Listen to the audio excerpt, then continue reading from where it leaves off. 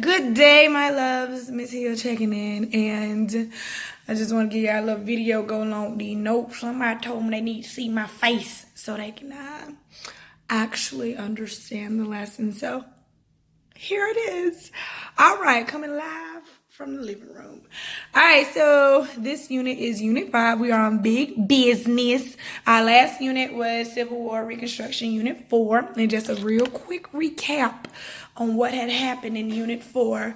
We were discussing the Civil War.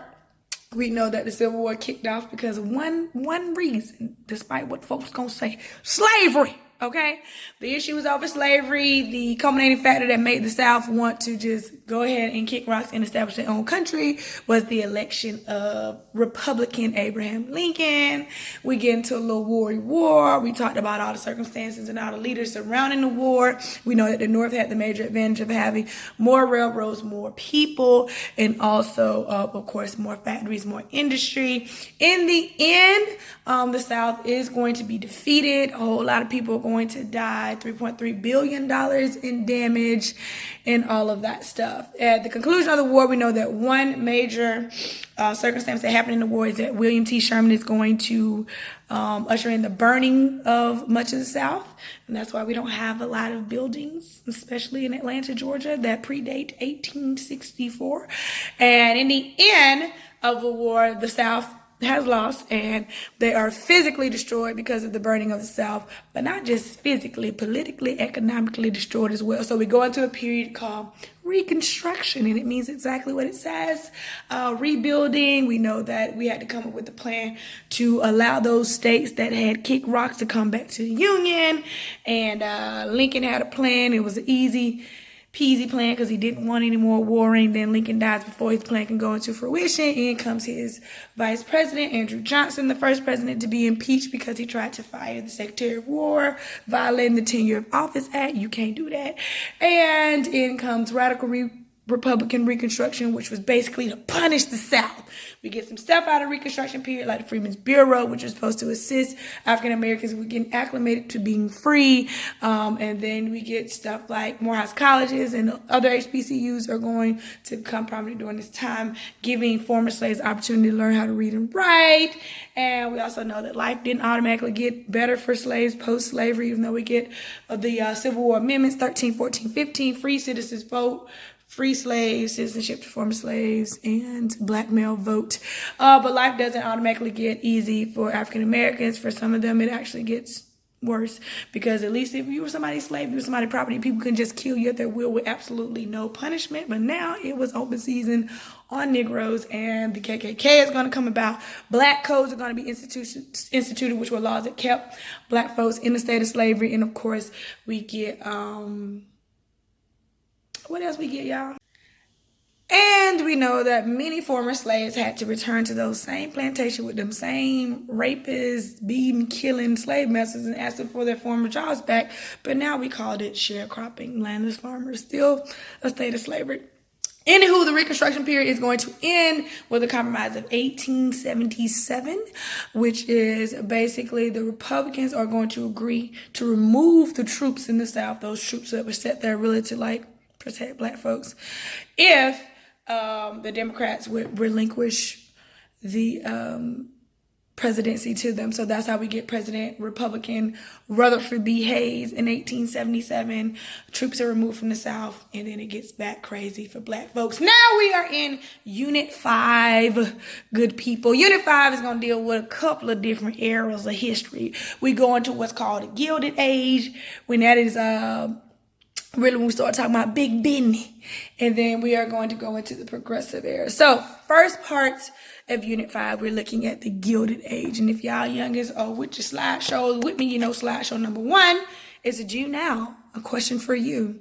Does everyone have the same opportunity to be wealthy? Why or why not? Interested in seeing your answers on that? You can post your answer under this little video too, you know what I'm saying? You won't do that, you won't do your do now like that. We can put it in the comment, baby. I still get you look great for it.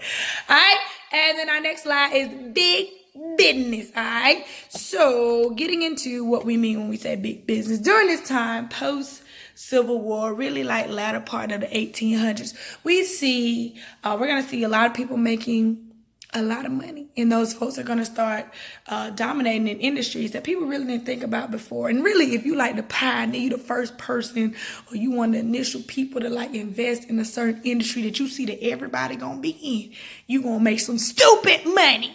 And the biggest industry that people started investing in and started putting their money into in the latter part of the 1800s is the railroad systems. Now, we know from the Civil War that that was one of the main advantages that the North had, is that they had more railroads. And if you got more trains, you can move your troops and your resources more freely. So, in the middle of the Civil War, that's when they actually passed one of the Pacific Railroad Acts to actually institute, let's build more railroads across America. All right, so railroad industry, if you're clicking with me, I'm on slide 5, youngins. Railroad industries, of course, are going to make it way easier for you to transport goods and services, for you to get yourself and your stuff across country. And this is going to really open up migration to the West, because with Manifest Destiny, we know God said, move west. Never mind them Native Americans and Mexicans that live out there, kill all that and go on over there with them, buffaloes and whatnot. Either way, so people started to move west.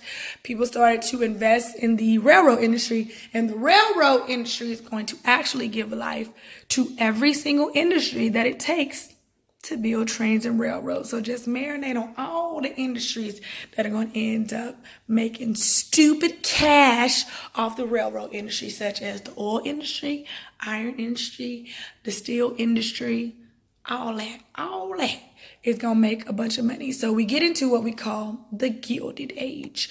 All right. So that whole time in which all the railroads are being produced is called the Gilded Age. All right. So, one thing that is linked to the railroad industry that's going to make a lot of money, and I think I already said it, is the oil industry. Oil production in the late 19th century is going to be linked to the growth of railroad industry. And, you get oil. Oil is naturally occurring by just tapping into the ground. All right. And so people start doing a whole bunch of that. So anyway, it's a little link. I'm on slide 9, youngins. I'm clicking. There's a link there for a history video if you want to watch that, about the construction of the biggest railroad, which is called the Transcontinental Railroad. So just think about that word, transcontinental. Trans being across, continental, the country. So they are going to build a railroad system that actually goes from the East Coast all the way to the West Coast. And that railroad system is called the Transcontinental Railroad. I keep saying that because it's probably on your test. All right, so the Transcontinental Railroad is going to start on the East Coast. It's actually going to be built at the same time. They're not just going to start building a railroad all the way across the United States. You got people building it from the east, people building it from the west, and the last track is going to be laid in Promontory, Utah. You need to know that too. So that's when the railroad ends, all right? So either way, the whole railroad system, whole railroad business is going to give life to other businesses, and we're going to start seeing some folks make some dumb money in America, all right? So during the Gilded Age, which is what we're in now, there's going to be a lot of growth in businesses, and we're going to see a lot of buildings in terms of corporations being built and established. We're going to see a lot of entrepreneurs come up. We're going to see a lot of new inventions being created in America, and we're going to see a lot of mass production. That's how you make your money, all right? So one person in particular that's going to make stupid money during this time is a guy by the name of John D Rockefeller.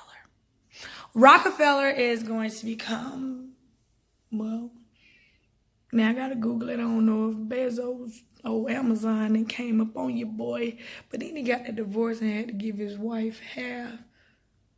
I'm going to say John D. Rockefeller is still the richest person in American history, not world history. That trophy goes to Mansa Musa. But in U.S. history, John D. Rockefeller, before Amazon, don't make me lie, I got to Google it, was the richest person in American history, amassing more than $300 billion. And what did he capitalize on? The oil industry. So John D. Rockefeller was real crafty because everybody was tapping into the oil industry. And if you ever seen, you probably never seen it like For real, for real. Maybe you've seen a cartoon or a depiction of someone striking oil, but that's legit what happens. People go to an area where oil is underground and you drill, and then the oil spurts out everything. And then you got to build an apparatus around it and catch all the oil or whatever. So what had happened was John D Rockefeller peeped that a lot of people was being real wasteful with that oil. Like the oil be all on the ground, whatever, and once it hit the ground, then it was disposed of.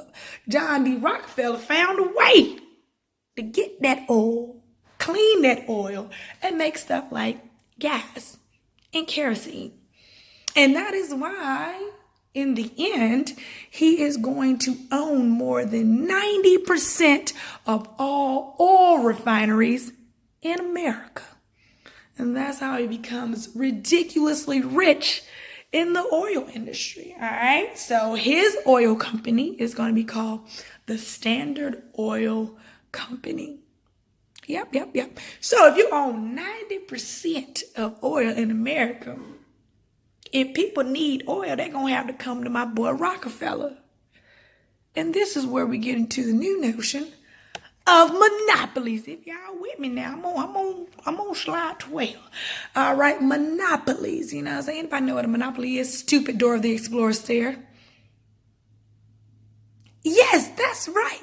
A monopoly is when someone has control over whatever the business is. Like they really capitalize on whatever that product is. And 9 times out of 10, you're going to have to get that product from that person because they control the market. So how does one become a monopoly? Let me tell you what my boy Rockefeller did. There for all my youngins that want to go into business at some point. You know what I'm saying? I'm trying to say you need to peep what these folks be doing to make stupid money. So Rockefeller was able to make his money 2 ways. He did what is called horizontal, when you think about a horizontal line, integration, and then he did what is called vertical integration. So horizontal integration. Think about it, straight line, straight across, running east to west, right to left. If you are a business and you want to horizontally integrate, that means I'm going to look at everybody and their mama that got the same business. So, case in point, say I open up a burger shop. It's like Hill's Burgers, and I want to sell, only thing on the menu, going to be fries, hamburgers, maybe soda. I need to look at everybody and their mama that sell the same thing. So who is my competition with Hill's Burgers? Well, it would be stuff like McDonald's, stuff like Wendy's, Checkers, you know what I'm saying? Steak and Shake, they heard already. In-N-Out Burgers. People who are basically selling burgers and fries, all right? Five Guys. So what I would do is I would lower my prices so much so that people would start side-eyeing all my competition. And because we got the same product, everybody would just eat at Hill's Burgers.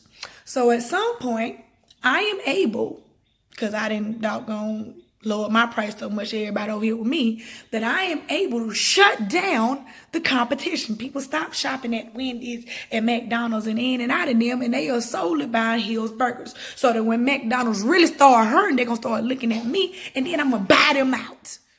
So that was the first thing that he did.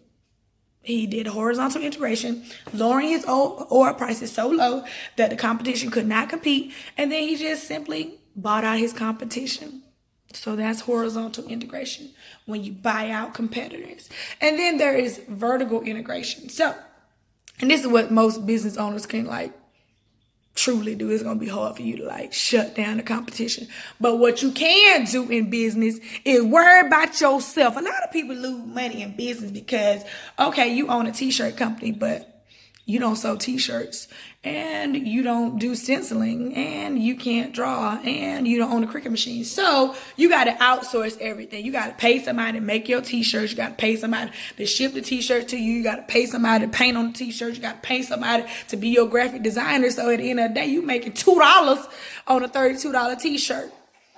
If you were to vertically integrate, then maybe you wouldn't have to worry about all of that. So my dog is dying. Cheerio, what you doing? Vertical integration is when you actually buy out all of the means that you need to produce your own product. And that's how you really capitalize on the business. So back to Hill's Burgers. If I'm going to open up a burger shop or burger restaurant, and I'm just selling burgers and fries, you don't need to worry about the sodas, burgers and fries solely, then what goes on a burger? You need beef. So maybe I should own a slaughterhouse. You need lettuce, tomatoes, ketchup, and mustard. All of that stuff is just vegetables and fruits. So maybe I should own a farm. You want to package that stuff in paper. So maybe I should own a paper plant. All right, see what I'm getting at? If you own everything that you need to produce your product, you ain't got to pay nobody for your stuff. And that is what Rockefeller did. He created an oil business. So he owned all of those factories and all of those means to produce oil. And not only that, my boy owned trains and stuff so he could transport his own doggone oil. He had barrels, like he owned a forest. I'm gonna go chop down my own trees, make my own barrels. So he actually was able to just pay himself for his own stuff. That's why my boy ended up making $300 billion. Now, the problem here is, I'm on slide 13, is why would having a monopoly be a problem? And the thing is, it's not having a monopoly that's a problem, because it's not a problem for the business owner. Monopolies are a problem for us, the consumers, the people who are actually like paying for this stuff. You know what I'm trying to say? Because when somebody has a monopoly on a product, it's all good and great when, you know, prices are down, when I'm dropping my prices because I'm trying to buy out competitions. But after I done bought out the competition and you got to get all your stuff from me, I can put that price wherever I want to put that price, and you're going to have to jump up there and get it if you want my product. And we have seen that happen. You see it happen all the time. I like to use the great Oz. He told me this example, and I'm going to go with it. You go to Whitewater, Six Flags, or anybody else's amusement park, you just walked into a monopoly. You know what I'm trying to say? Because when you go to Six Flags and you out there and it's 173 degrees outside, you're going to get thirsty. And when you get thirsty, you're going to have to walk over there to one of them restaurants in the park, and you're going to pay $4.73 for a Coca-Cola. You know good fine well you can go to any doggone store and get a whole 2 liter for 99 cents. But when you in that park, you jump up there and you pay the price, because they have monopolized on the food industry within those parts. You go pay $17.63 for some chicken strips and 3 fries at Six Flags, knowing good fine well you could have caught a whole 4 for 4. 4 for 4. You know what I'm trying to say? So at the end of the day, monopolies are not good for the people who have to buy this stuff, all right? So we don't like monopolies. We like competition, because when you have competition, you have what we have today. As I just mentioned, 4 for 4s. And when when McDonald's dropped that 99-cent menu, everybody had to get with it to get lost. Like every fast food restaurant has a fast food menu. And when Wendy came through with that 4 for 4, baby, these doggone folk just giving food away. Everywhere you go, they got a 4 for 4, 3 for 3. You know what I'm saying? I believe Checker got like a 5 for 4. Y'all don't want no smoke with Checker, not for real. All right, moving along now. I'm on slide 15. Now, John D Rockefeller wasn't the only person that amassed stupid money during this Gilded Age. We also have Andrew Carnegie, and he is going to become a self-made steel tycoon. So he makes his money in the steel industry. And what he ends up doing is he finds a way to actually make steel more efficiently and make it lighter. And that is how he capitalized. And that's another way to make your money in business. You find a way to do it differently from what everybody else is doing, and you can save yourself and the consumers a little money. Once again, you can capitalize on the product. You know what I'm trying to say? And Andrew Carnegie is going to end up being the first person to make a $1 billion company. All right. So that is him. Now, he has a monopoly. John D Rockefeller has monopolies. As I aforementioned, we don't like monopolies. So at the end of the day, the government is going to start passing laws to try to break down monopolies. So we get antitrust laws. And trust is just really a monopoly. It's when a bunch of companies merge, but still the same situation. So when you think about antitrust laws, against trust or like monopolies. So laws made against monopolies. So we have the Sherman antitrust laws and the Clayton antitrust laws, which were basically put in place by the government to stop monopolies from forming and to have those that were already formed to pretty much break down. And they're going to have to do that. All right, last little thing from the first part of Unit 5 is key inventions. All right, so we are going to see some inventions come about during this part. All right, telecommunications are going to come up. We have Morse code come around, which is going to be invented by Samuel Morse. In 1832, he's going to create a telegraph machine. You ever seen somebody like tapping dots? It's a system of dots and dashes that correspond with the alphabet. And be glad we don't have that today, but I'm just saying that was, that was the first time we were able to actually send communication via wires. All right, so that is Samuel Morse. So it's the first nationwide information transmitter, and it was for you to send your girlfriend or boyfriend or doggone text messages. It was really for the military. All right, then we got a little better. In 1876, here comes Alexander Graham Bell, and he is going to give life to the first instant communication. All right, he did invent the telephone, which allowed us to send a voice across electric wires. Now, it wasn't that easy. Now, you just won't pick up the phone and call your home girl. You pick up the phone, you get the operator, then the operator will key you into that house. Everybody ain't have no doggone phone either. People were still sending notes. All right, so, but we did get up on our instant communication during the 1800s. And lastly, in the 1800s, we get one of the most notable American inventors, and that is your boy, Thomas Edison. Let me tell you something about a lot of these inventors. They ain't make nothing. They wasn't the creator of a lot of this stuff. They just bettered the technology. A lot of these folk, or they just got the patents on it.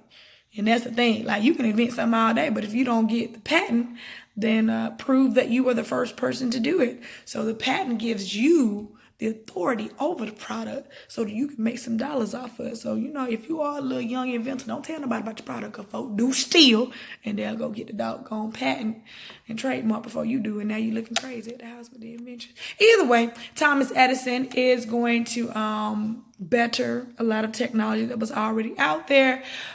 He is going to give us the electric light bulb, which, once again, people say other folks had it before him, but my boy got the patent. So it is what it is. He gets credit for that. He's also going to give us stuff like the technology for motion pictures and the phonograph, which is like a music machine. So shout out to my boy, Thomas E. And that's it for this first little slideshow. So y'all go study or something. And I'll drop another video tomorrow. Bye, you guys.